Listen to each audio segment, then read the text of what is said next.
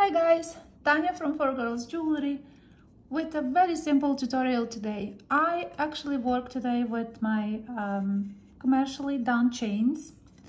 I usually receive a lot of emails asking where I'm buying my commercially prepared chains, because most of the things now I do with my hand, and I show how I do them. The rest you can search on my channel. I show how to make this chain, a lot of links. But in the season when I'm very busy, I love to have some chains that I can just cut and use it for my work, like I'm using today. I will make a little elements. It's easy. And we will add it to the chain already made, machine made. So I use today chain like this and thinner one for my earrings, and I got them from company in New Jersey, I believe, from Magic Novelty. I love this company. I don't know if they still have a copper, because I bought this maybe years ago, I don't know, 4 years ago. Not sure if they still have the copper. They used to have copper. Mostly they sell, I think it's a silver filled or silver plated. You can guys check. I like to work with copper, so I used to buy copper from them years ago. I don't do it anymore, but I still have in my stash and I will use today. Like I said, for the earrings, I will use thinner chain. And for my necklace, I will use a thicker one. And I like the fact that I can make elements that could be like empty, like without any beads, or you can accessorize them with any beads you want, with seed beads. I like to do asymmetrical jewelry, so in this necklace I made a symmetrical piece. Like I add a little bit with the beads, the same elements. Some of them, 4 of them, I left here empty, and then I put in one side of the necklace 3, 6. So you can make exactly the same piece, and the rest is done with my chains, and some leftover commercially prepared also. Pliers that I use. You can use any size of wires that you have, any gauge. I will use what I have here on my working space. Sometimes I have just like leftovers from other projects, and I like to use it because it doesn't require a specific thickness, but I like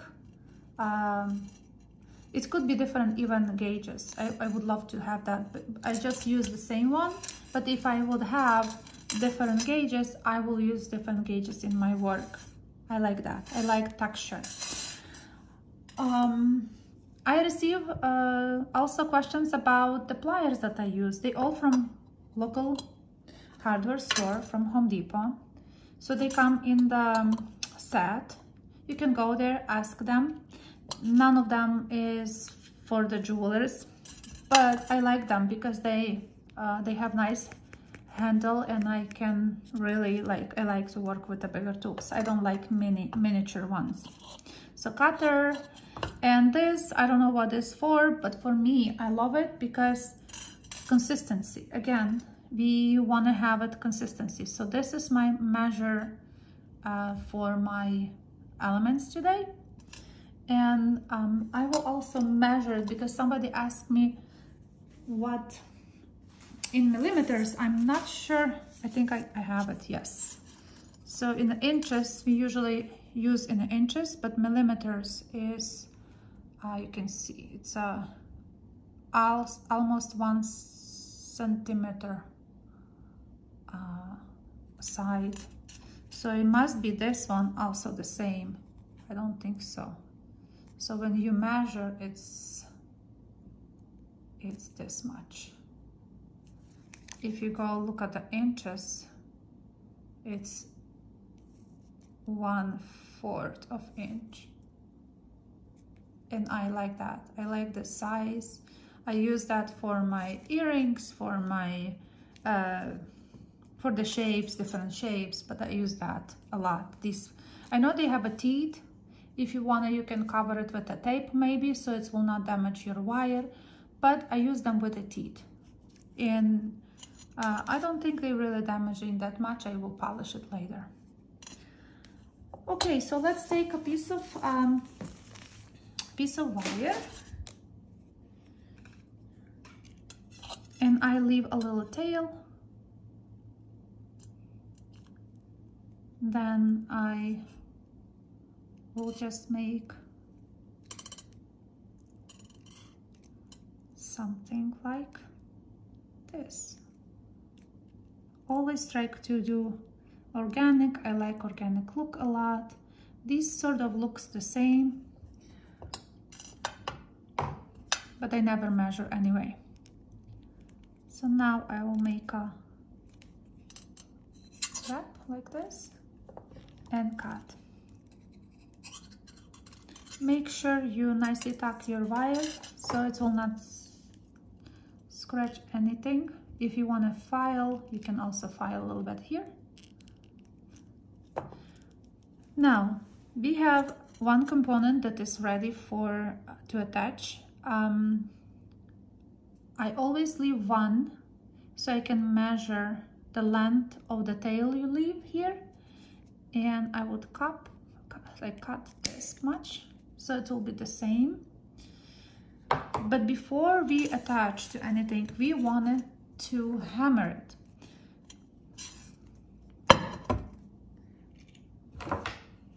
So I will hammer. Let's put it here so you can guys see. I don't put a lot of force, but I hammer with a few taps. So that's already perfect. It's a very steady. Plus, I hammer that tail first, like about 10-12 taps. I don't even file. I just use it how it is, but you can. And then what you have to do is just to make nice. See, that's done. And I hammer it again. 1, 2, 3, 4, 5, 6, 7, 8, 9, 10. You will know you did a good job when you will not be able to squish it. It's so hard. It's almost impossible to damage it. And I like that this is stable. So now you can use it for as a component for your jewelry. So you just open like it's from one side, and I don't need any more here because I put already the number that I want, but just to show, you just go through any jump rings you have and just close the loop. I know this, guys, it's a very simple video today, but with these components you can make beautiful earrings. Like I already started my earrings. I used thinner chain for them, and I'm planning to do, because in this necklace I use some elements with the seed beads because I want to pick up that color here, and the rest is just thicker chain and empty. I might hammer it even more, so it will be, after I polish, when I put in a liver sulfur and polish, it will look very nice. So you can squish more, hammer more, texturize more, and then I want to make matching earrings. So I probably will do, I might not put all seed beads in them. I might only use only 2 squares if I wanted to, and I also want to make them long. So I put a little piece of wire here. You can texturize too.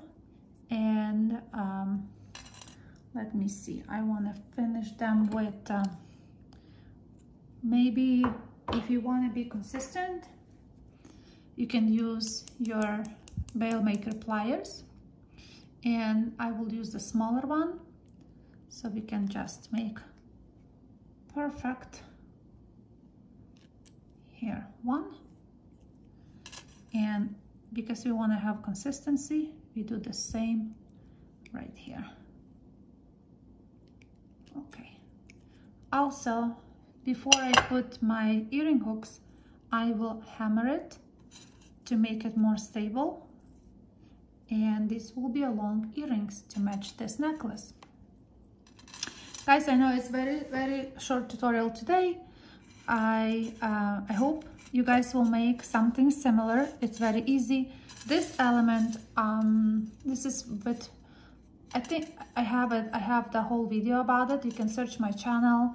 It's very easy to make too. You just need a thick wire, 24 gauge, and tons of different colors gems, and you will do like a knotting, like macrame or macrame. I don't know how to even pronounce here, but that's technique I used. And it's search the channel, you will find this one of the tutorials about it.